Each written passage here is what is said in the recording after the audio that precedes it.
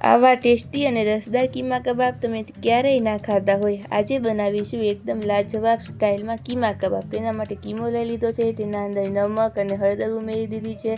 હવે આદુ લસણની પેસ્ટ અને ગ્રીન ચીલી ઉમેરી દીધા, ડુંગળી પણ ઉમેરી દીધી છે આપણે। હવે રેડ ચીલી પાવડર ઉમેરીશું અને કીમાનો સ્વાદ વધારવા માટે તેની અંદર કબાબ મસાલો ઉમેરીશું।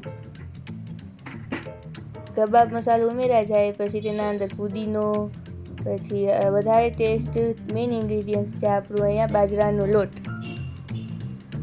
બાજરાનો લોટ ઉમેરાઈ જાય એટલે આપણે એને મિક્સ કરશું। હવે આપણું બેટર મિક્સ થઈ ગયું છે તો તેને ઢાંકીને 2 કલાક માટે હવે મૂકી દેશું।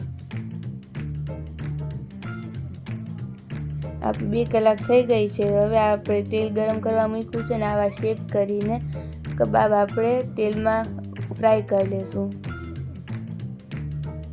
જોઈ શકો છો આપણે તેલમાં કબાબ ફ્રાય કરી રહ્યા છે।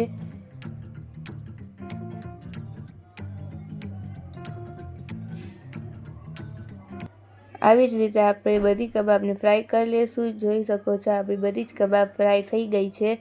લાગે છે ને એકદમ જ્યુસી અને ટેસ્ટી।